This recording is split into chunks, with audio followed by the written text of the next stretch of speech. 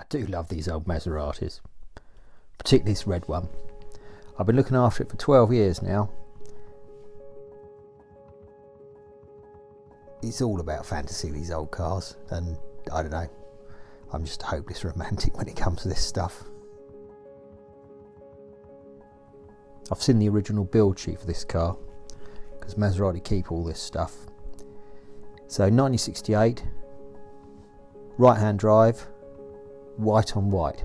That means white coachwork with white leather. UK spec, import to London. Now can you imagine what that would have looked like? Can you imagine who would have owned it? It must have been really something. A blonde brick Etland, Mary Quant mini dress, King's Road. You know, you can imagine it, couldn't you? Now the silver car is also a Mistral 4 litre 1968, but it's a coupe and it's left hand drive. One of 800 coupes produced, so nothing like as rare as a Spider, but still pretty special and pretty rare really in modern terms. They make thousands of things like this, don't they? You know, back in 68 this really was quite a special car.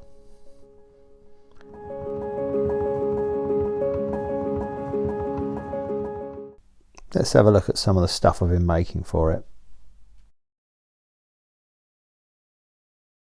So these Maseratis are all coach built, which means they're handmade. So all the bodywork hand formed in aluminium by Italian artisans.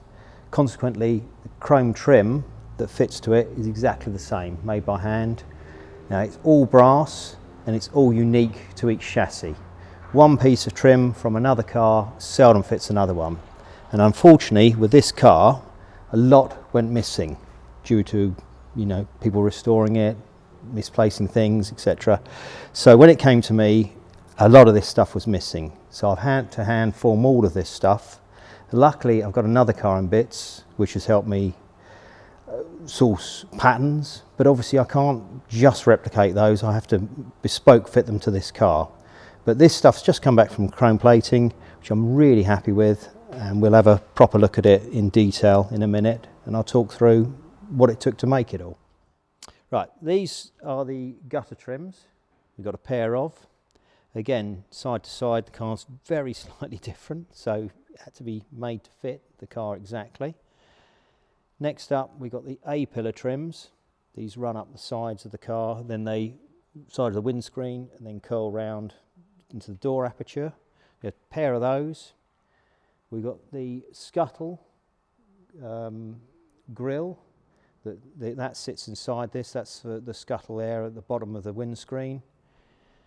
Next we have these little things. These control the air vents on the side of the car to enable fresh air to come into the footwells. Very Maserati, very much their own thing. Got a couple more air vents. These are on the bonnet, go either side of the top of the bonnet, really to vent air out of the bonnet rather than in, but these were missing, so well, everything was missing. We've got one of these. This just goes on the top of the door inside where the quarter light goes. We had one, for some reason one was missing. These two little items are for the door checks. You have the little rubber wedges that locate in these. These go into the B post area, and then the rubber wedge goes onto the bottom of the door and it helps locate the door. That one is glove box just for the catch. This isn't actually a Maserati bit, it's something I came up with because the catch wasn't holding properly, so just my own little bit. Then we've got the fuel filler flap. There's a little trim on the end of it, and then this one goes onto the car itself, so that sits like that, but again missing, so I had to make these. And unique to the car, I've got another one of these off another car, doesn't fit this car, so I've had to make this one to fit the car. And there we had it. Oh, and a trident. I didn't make this, I just cleaned it up. It was a raw casting. It's not actually for this car, it's for another one, but I think it looks pretty, so I put it on the table. So these are the A-post trims. The one in my right hand is an original Maserati piece that's come off of the car that I'm restoring for another client, and this one is the one I've made. So we see They look identical, and they do fit pretty much the same thing, seeing as the windscreens are pretty uniform. But yeah, but they do need a little bit of tweaking just to get them right for each car. You'll see on here the Echold trinker marks. Back in the day, a lot of Italian cars were built using Echold trinkers, more so than using an English wheel, in fact. A lot of it's hammer formed. But yeah, so my one's got similar trinker marks in it. And with the polishing and then the finishing at the chrome platers, I think that would pass for factory. You can see this one isn't perfect, and nor is mine. You try to replicate these things so that it looks factory. That's the whole point. Not trying to fool anyone, just trying to make it look like it was the right thing. Okay. Right, here we have the gutter trims. These are for the right hand side of the car, so which will be the passenger side on this car, being as it's left hand drive.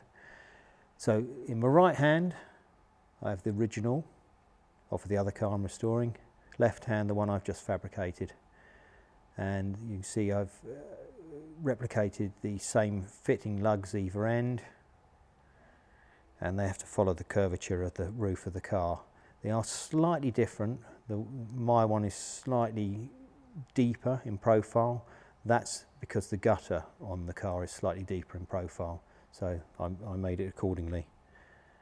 So I'm quite pleased with those, and you'll see on the very ends of these they're stamped with a number 7. I did the same with mine, just because it felt like the right thing to do. So we'll maybe do another bit of footage of making some more of these, because I have another car I've got to make them for. So we'll see how that goes in the future. Right, so here we have the scuttle trim. This is the aperture for the scuttle vent, which sits at the bottom of the windscreen in front of the bonnet, or I suppose behind the bonnet really is what you'd say. But anyway, you get the idea. We maybe film it on the car when it's fitted as well. So right hand, original, left hand, my one. You get the idea of how this trim has to fit in there. And if I flip them over, you'll see they have a recess in them.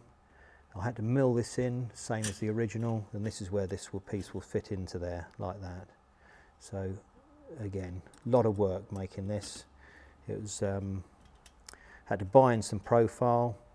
I had to mill it down because it was too tall. I then had to mill the back of it, the recess into it. I then had to hand file the curvature up, then bend them to shape to get this curvature this way, then miter the edges. And these aren't 45s because, as you can see, it's got a curve to it. And because of that, this doesn't end up with a 45, so you have to do it by hand. Then it's silver soldered together. Then we need the fitments on the back. These are little bend over tangs and all the little threads, all silver soldered on, and that's how we fit it onto the car. But I'm quite pleased with the results, and you know, the chrome guys have done a beautiful job finishing them. So on to the next bit. Air vents. These are the top ones on the bonnet, the far end of the bonnet near the windscreen. As I say, I'm sure these are there for letting the air out, hot air out of the bonnet, rather than scooping any air in. So on the right hand side, or the lower here, we have the original pair. Top, we have my pair. Now what you'll notice is how much shallower mine are compared to these. That's for a reason. These won't fit the car I need to make these for. These will fit the car they came off of perfectly, but they won't fit the car that I'm working on. So again, bespoke nature of those. I have another set of these off another car, again, too deep, won't fit. So it just goes to show how they are bespoke made, and each one differs very slightly, and all of these trims are made to the car. This is actually 5 parts. So we have a lower piece here which is folded, and then I've used a stretcher to move it round into this angle. Then the top piece is a further 2 bits, so we've got 1 piece across the top there, then we've got a lower which has a fold in it, again moved into the right direction, then all silver soldered together. Then we need the little fixing lugs. These fix from underneath. You can see on the original one I've still got the original screws with it. So they work well. They're handed. You can see the curvature is slightly different, and That's it. Bespoke nature of these Maseratis. Lovely things, and as I said, hand formed in brass from brass sheet and silver soldered together and then finished with by the platers. But I'm very pleased how these have turned out. A lot of effort, but I think worth it. B-post locating catches. These take the rubber bungs that go on the bottom of the door. These then locate into these. It sort of aids the closing of the door and stops the door chattering up and down. Now these parts are found on many Italian cars. Normally they're stamped from stainless steel. However, Maserati chose to make them by hand for their cars, I guess because they were making them anyway, stuff, you know, in brass, so they thought, well, we'll carry on. Now don't be fooled by the rust, it is brass. That's just from the screws that have gone rusty, and you see there's actually some overspray from the other car. So again, original bits, my parts. Slightly different, as in because I want them to fit my car just right. Now these you'll see, possibly, hopefully it'll come out, these little marks here, and this is where this would be stamped. So they make a male and female die and stamp these out, possibly on a fly press or some sort of arbor, maybe even a hydraulic press. Well, mine aren't done that way because I didn't want to make a male and a female. It's too much press tooling, you know, too much stuff to tool up to make them. But I did have to make tooling, and then I hand formed these. We'll have a look at that because I need to make another set of these. So maybe we'll have another go at making these and film that in the future. Right, so here we got the fuel filler flap trims and the corresponding fuel fillers from both cars. Now this is a really good example of how these Maseratis differ from chassis to chassis. So this fuel filler flap bolts onto this hinge, this one spot welded on. This one's got a different finish to it around the edges here. You'll see completely different execution of the same thing. Same part, just different way of doing it. So on top of that, the location of the lock is different, and this one has a really thin trim which I didn't think looked right, so I've made a thicker trim, but that did mean that I have to just recess it slightly for the lock. Now I could have made it thinner like this, but then we didn't have much gap there, nothing like the same amount of gap as that, and it just didn't look correct. When I tried a test piece making it shallow like that, it didn't look right without touching it. It looks, you know, okay here, but it just isn't right. So I slightly tuned it to the way I wanted it to be. And again, these are really fiddly little part.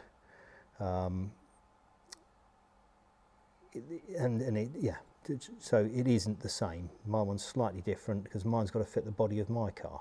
So yeah, they are slightly different. Also, I made this slightly deeper here to enable the catch to fit properly and so on. So yeah, very much bespoke, very much made to each car, and even the car itself in the fuel filler flap changes. So it's not just the trim. There's lots of things that are different on these Maseratis. So you have to treat each car as its own entity, but still use these as patterns, and I still use them as a guide for how I need to do things. So that shows, yeah, shows exactly the problems you have making stuff for these cars. So these are the control levers for the side vents. This is what ducts the air into the side of the car. These sit in the inner wings. These are on the coupes. They weren't used on the Spiders. I guess you get enough air in a Spider, by virtue you haven't got the roof on it.